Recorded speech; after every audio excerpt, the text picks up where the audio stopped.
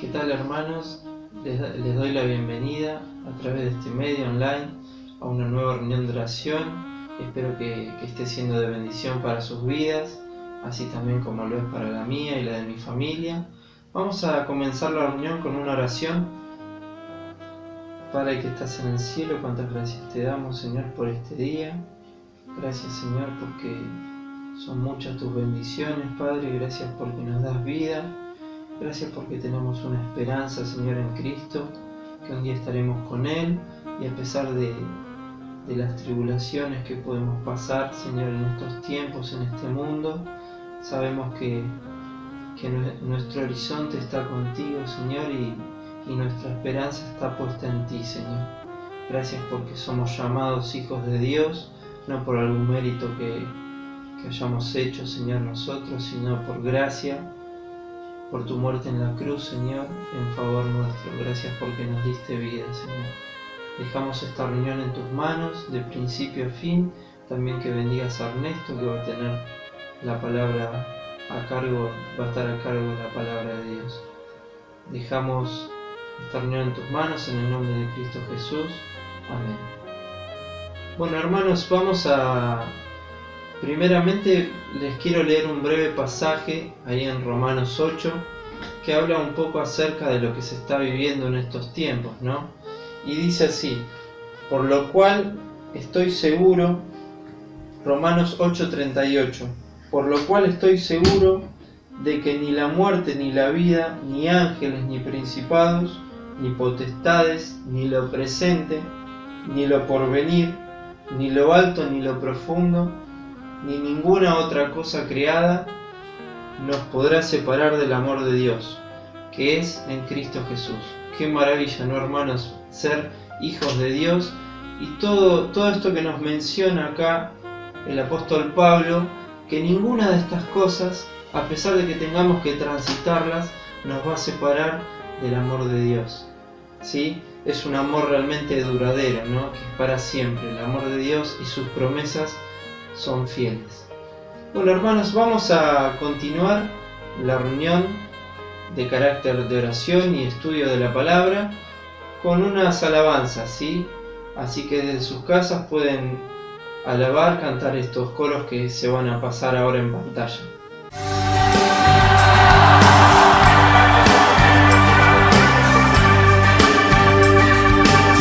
Somos el pueblo de Dios,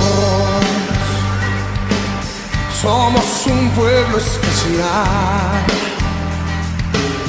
llamados para anunciar las virtudes de aquel que nos llamó a su luz. Marco Barrientos. Somos el pueblo de Dios,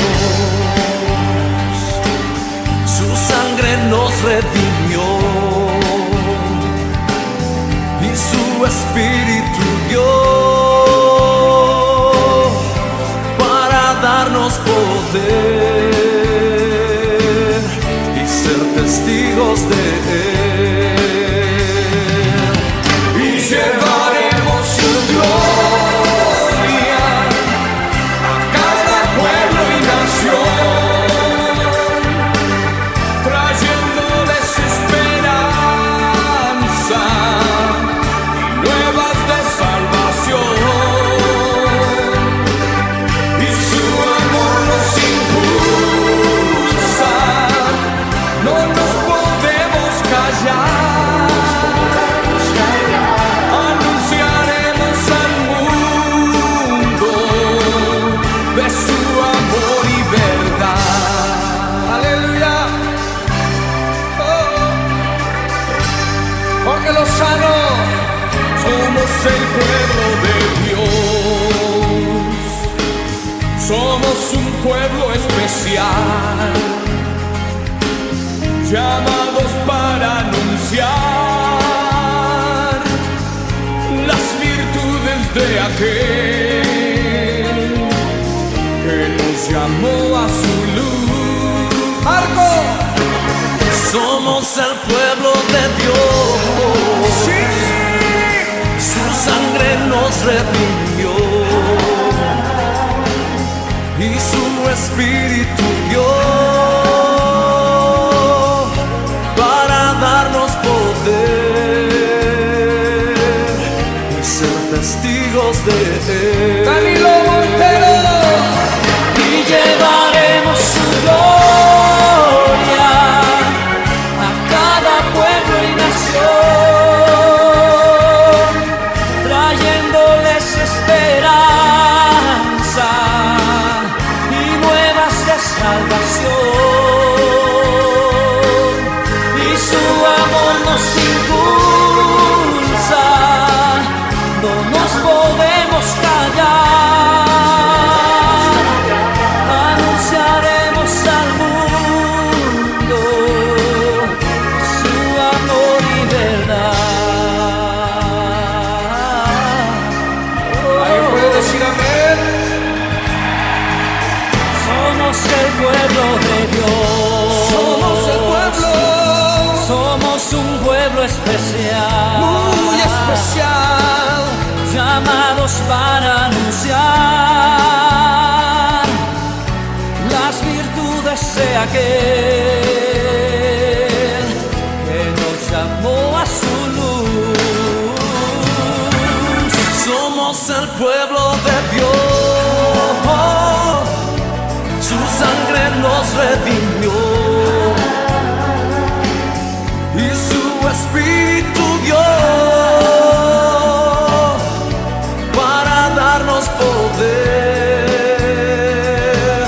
y ser testigos de Él. cante con nosotros, llevaremos Y llevaremos su gloria a cada pueblo y nación, trayéndoles esperanza y nuevas de salvación. Y su amor nos impulsa, no nos podemos callar, anunciaremos al mundo de su amor y verdad. sí, Señor, anunciaremos tu amor y tu verdad.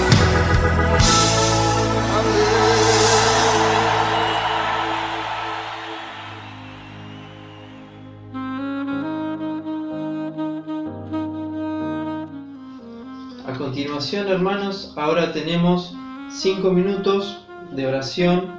¿Sí? En pantalla van a aparecer todos los motivos que tenemos de oración, incluido enfermos, misioneros y todos los motivos que solemos dar los días martes, ¿sí? Para que ustedes puedan orar en sus casas, ¿sí? Así que les damos 5 minutos para que puedan orar al Señor por todos estos motivos. Gracias.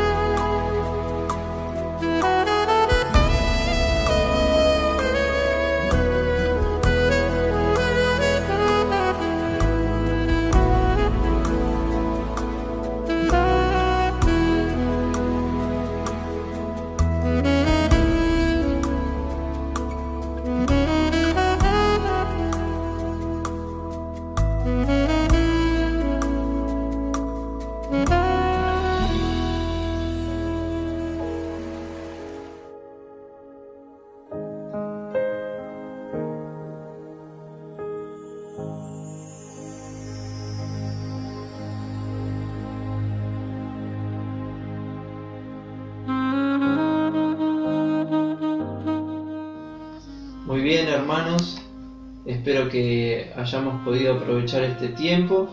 Ahora sí nos disponemos a escuchar de la palabra de Dios, que va a estar a cargo de nuestro hermano, pastor, anciano de la iglesia, Ernesto López.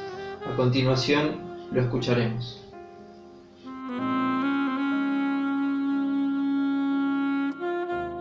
Un saludo afectuoso y entrañable para todos los hermanos y hermanas de mi amada iglesia de Solesi 274 Espeleta.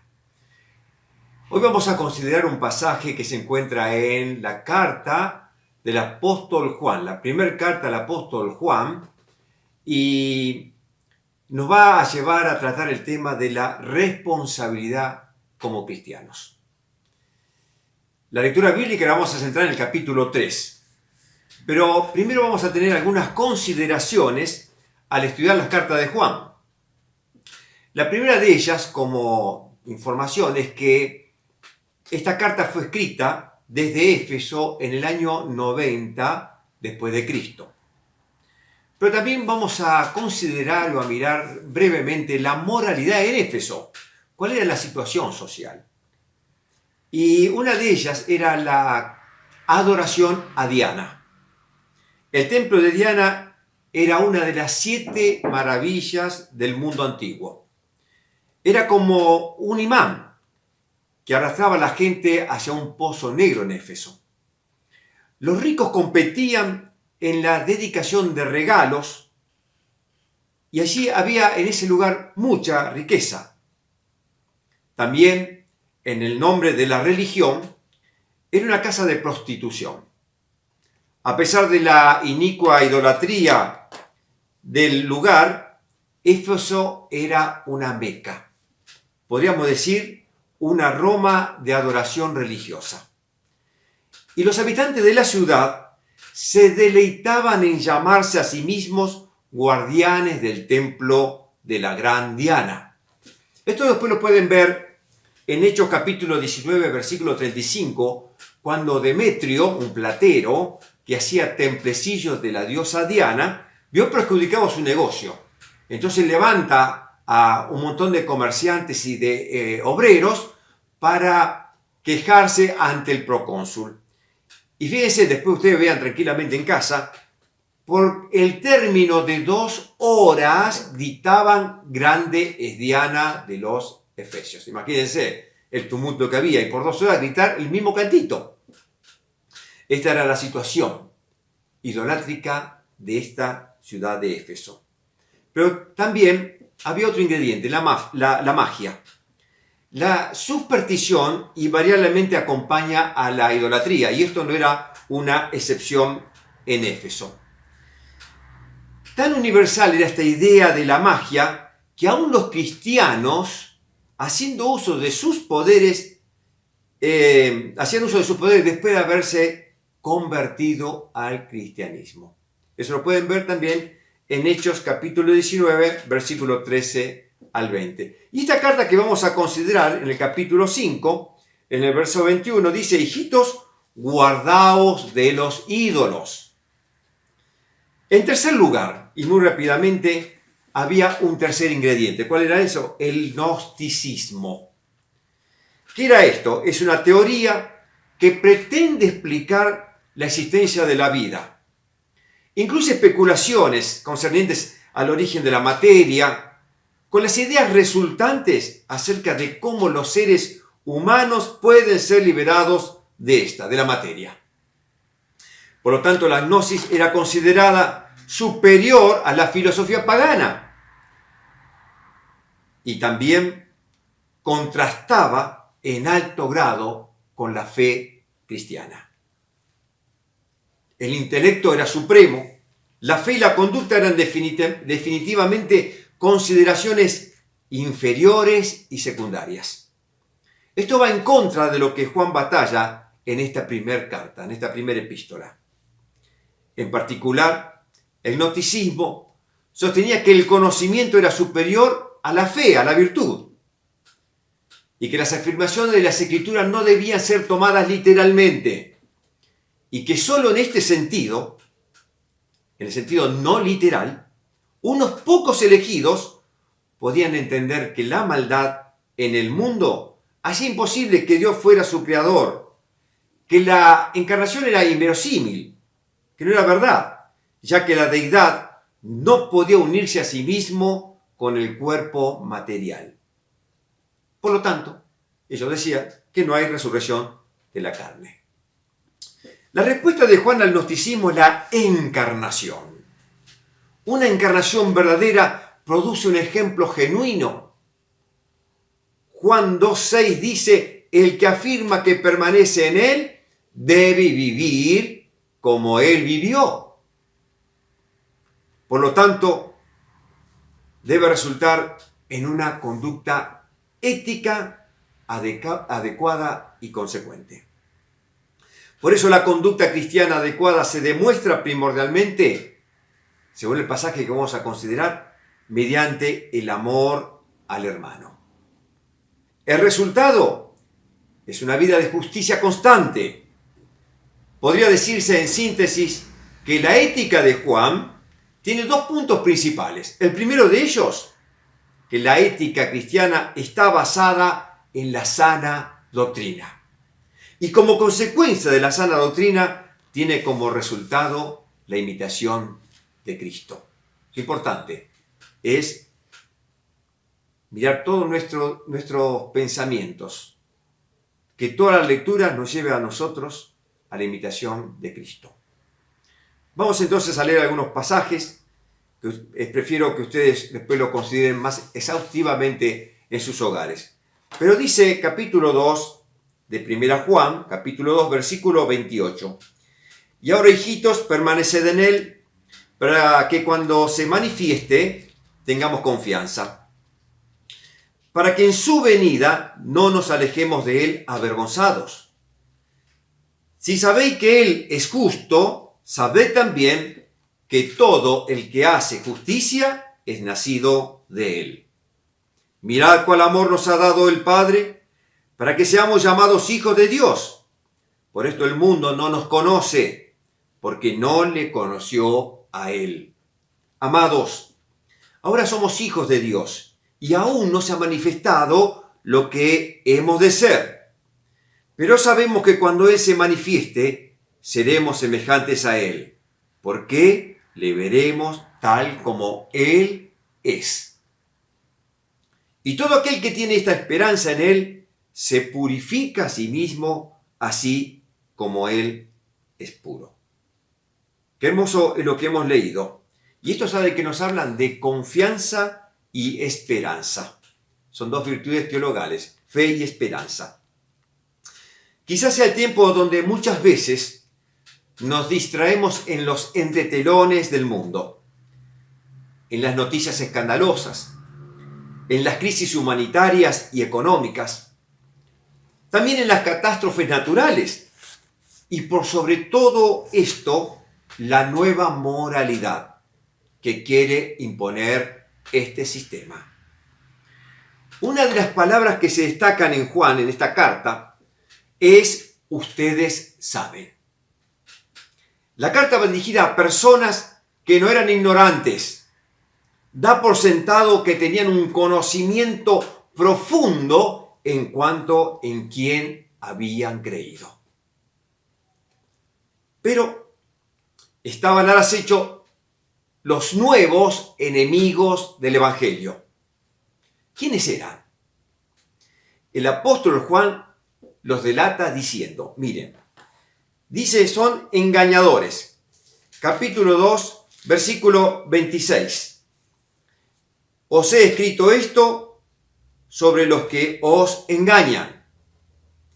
Capítulo 3, versículo 7. Hijitos, nadie os engañe. Y así sucesivamente en la segunda carta.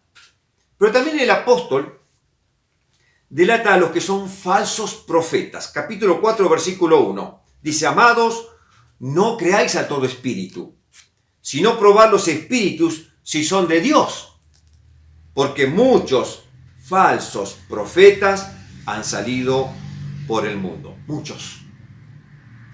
Y en tercer lugar, lo que delata Juan es que hay anticristos. Capítulo 2, versículo 18 dice, hijitos, ya es el último tiempo, y según vosotros oísteis que el anticristo viene, así ahora han surgido muchos anticristos. Por esto conocemos que es el último tiempo. Pueden leer referencias también en 4.3.2 y también en la segunda carta que escribe Juan. Debemos, por lo tanto, queridos hermanos y hermanas, poner nuestra mirada en el Señor Jesús, porque Él es el autor e iniciador de nuestra fe.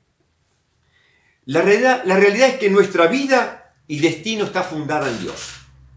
Por eso nuestra mirada, atención y confianza está en Dios. Caminar con Dios es nuestro mayor propósito. Por eso el apóstol Juan nos dice que no solo debemos ser llamados hijos de Dios, sino también serlos. Es decir, tener una conducta consecuente con el llamado amoroso de nuestro buen Padre Celestial.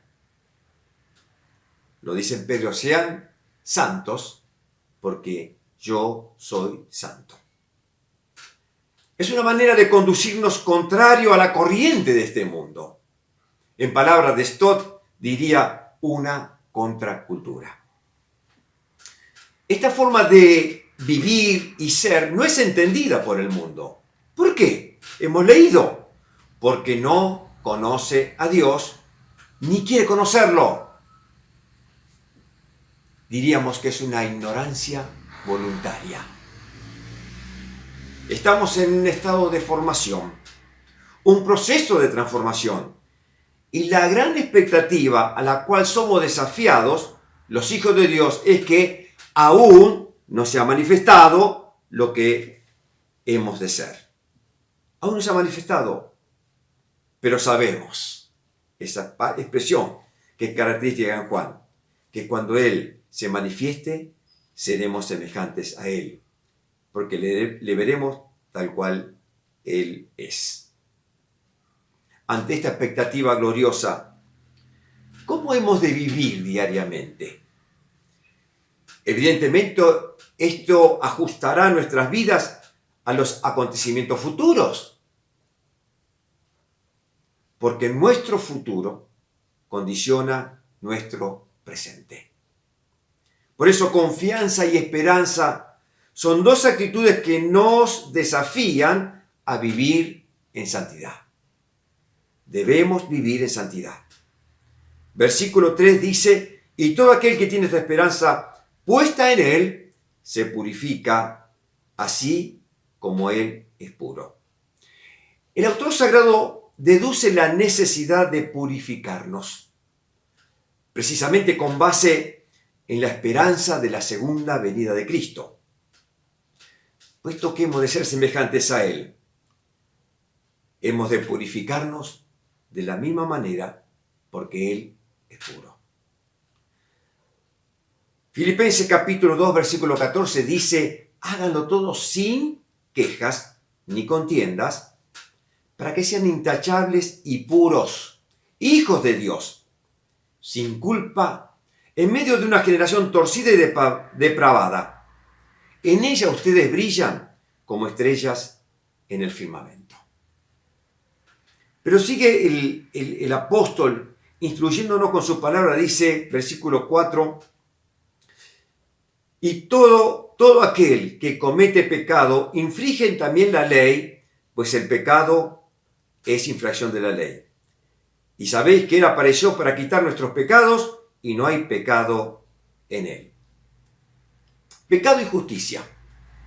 Estas son dos palabras antitéticas. No en el sentido de contradicciones, sino de contrastes. En un sentido ético, el mundo y el cristiano aparecen separados el uno del otro. Dije en un sentido ético. San Juan 17:14 son palabras del Señor. Yo les he dado tu palabra y el mundo las aborreció. Los aborreció. Porque no son del mundo, como tampoco yo soy del mundo. No ruego que los quites del mundo, sino que los guardes del mal. o del maligno. No son del mundo como tampoco yo soy del mundo. Son palabras del Señor. Todos sabemos que el pecado es infracción de la ley. Es rebelión contra Dios. Caer en pecado no es una necesidad, pero sí es una probabilidad. Y mismo Juan nos dice, mis queridos hijos, les escribo estas cosas para que no pequen. Pero si alguno hubiera pecado, tenemos ante nosotros, tenemos ante el Padre a un intercesor, a Jesucristo, el justo. Él es el sacrificio por el perdón de nuestros pecados, y no solo por los nuestros, sino por los de todo el mundo. Siempre teniendo en cuenta la necesidad de andar en santidad. Ahora ya no con vista a la segunda venida, sino como consecuencia de lo que Él hizo. En tercer lugar, versículo 11. Porque este es el mensaje que habéis oído desde el principio, que nos amemos unos a otros. No como Caín, que era del maligno y mató a su hermano. ¿Y por qué causa lo mató? Porque sus obras eran malas y las de su hermano justas. El tercer punto nos lleva a hablar de amor y odio. Pertenecemos a una nueva comunidad de Dios y la base es el amor de Dios. Ese amor lo hemos conocido por Jesucristo. Justicia y amor se mostró en la vida y muerte de nuestro amado Señor. Por eso debemos andar e imitar al Señor. En Él tenemos ejemplo, como dice Pedro, para seguir sus pisadas. Por eso es vital el amor. En esto conocerán que son mis discípulos. Esto lo dijo el Señor en el aposento alto, en Juan. En esto conocerán que son mis discípulos si tienen amor los unos con los otros. El que no ama es semejante a un criminal. Odiar es quitar la vida. Hemos leído ahí el ejemplo de Caín. ¿Y qué decir de los sacerdotes cuando acusaban al Señor? Los celos acechaban detrás de su odio.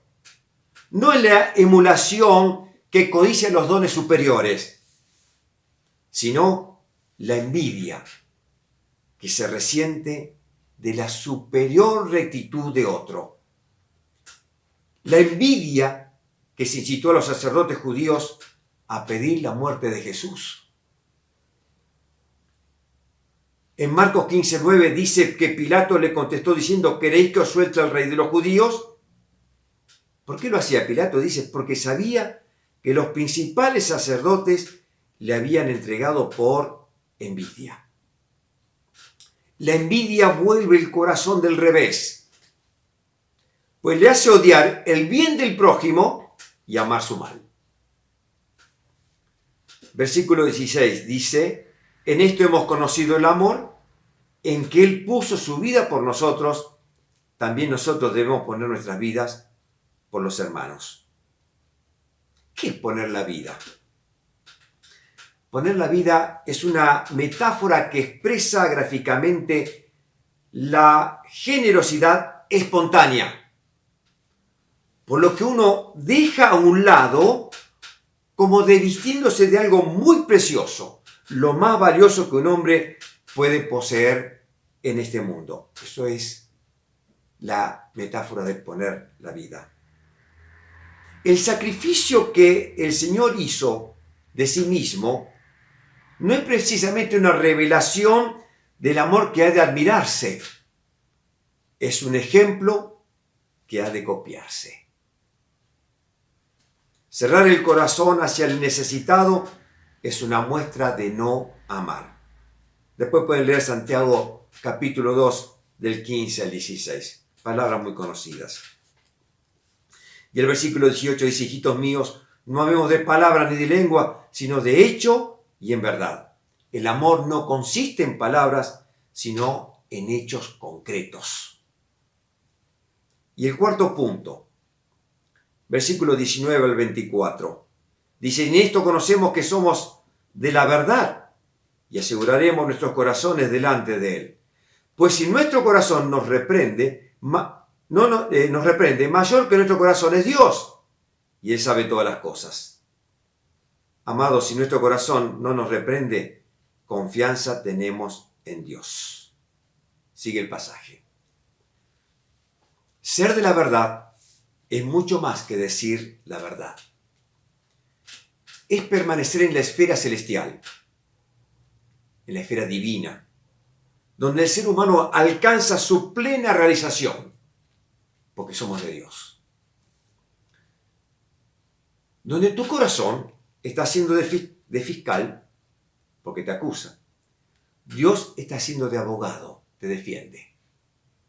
O mejor dicho, Dios está haciendo de juez benigno, pues nuestro abogado es Cristo. También es un llamado de atención a nuestra conciencia. ¿Estamos haciendo la voluntad de Dios? ¿Estamos haciendo lo que le agrada? Versículo 22. Y todo lo que pidamos lo recibimos de Él, porque guardamos sus mandamientos y hacemos las cosas que son agradables delante de Él. Y este es su mandamiento, que creamos en el nombre de su Hijo Jesucristo y que nos amemos unos a otros como Él nos ha mandado. La obediencia es la condición indispensable, no la causa meritoria, de la oración respondida. El Espíritu Santo, cuya presencia es la prueba de que Cristo mora en nosotros, se manifiesta objetivamente en nuestra vida y conducta.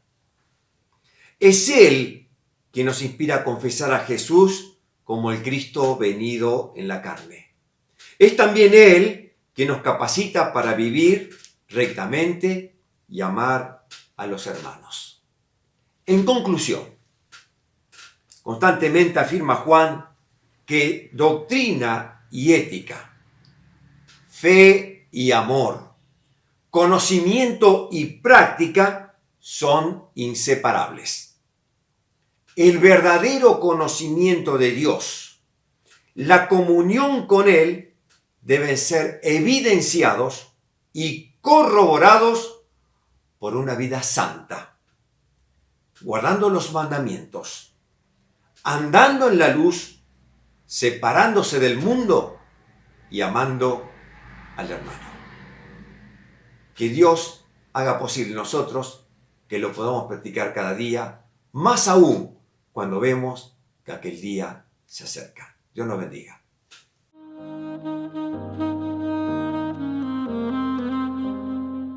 Gracias Ernesto por la palabra. Espero que haya sido de bendición para la vida de ustedes, hermanos, así como también para la nuestra. Y qué importante, ¿no? Ser llamados hijos de Dios, como dice acá en 1 Juan. Mirad cuál amor nos ha dado el Padre, para que seamos llamados hijos de Dios. O sea, qué responsabilidad, ¿no? También pensaba de ser llamados hijos de Dios. Qué responsabilidad también tenemos, a su vez, que es hermoso que podamos ser llamados hijos de Dios, pero qué responsabilidad también, ¿no, hermanos, de poder predicar? Qué responsabilidad tan grande, predicar más en estos tiempos, que ahora el mundo va a recordar este fin de semana que viene, la muerte y la crucifixión del Señor Jesús, y se sensibiliza uno, y entonces es también nuestra oportunidad para actuar, nuestra responsabilidad como cristianos, ¿no? Y poder predicar realmente a un Jesús vivo, que Él no está muerto, no quedó en la cruz, sino que Él vive por todos los siglos, y un día vendrá. Y también anunciar que un día Él va a volver, pero va a volver a buscar a su iglesia, a los que hemos creído en Él como su Salvador personal. Así que bueno, es un gran desafío, hermanos, que tenemos por delante. Y desde acá, bueno, desde este medio online les mando un cordial saludo, y antes de terminar vamos a terminar con una oración. Oremos.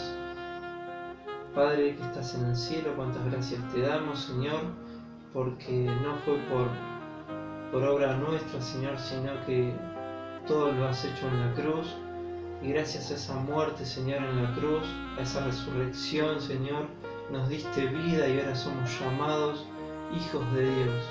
Qué hermoso, Señor, ser llamados hijos de Dios y de tener esta esperanza tan linda, Señor, de que un día volverás a buscarnos. Y, Señor, que en ese momento no nos sintamos avergonzados, que no nos escondamos de tu presencia, Señor, sino que estemos confiados en que hicimos las cosas bien como tú nos marcaste, Señor. Dejamos nuestras vidas y las vidas de mis hermanos también, Señor, todos los motivos de oración que se expusieron, que tú, Señor, conforme a tu voluntad, los cumplas, Señor, y dejamos así nuestras vidas en tus manos, Padre, para que tú las bendigas y bendigas a todos mis hermanos también. En el nombre del Señor Jesús, amén. Bueno, hermanos, les mando un gran abrazo, un gran saludo a todos y que puedan seguir pasando esta cuarentena de la mejor manera, y recordarles que el domingo a las 19 horas se va a estar emitiendo a través de este medio la reunión de predicación del Evangelio. Un abrazo.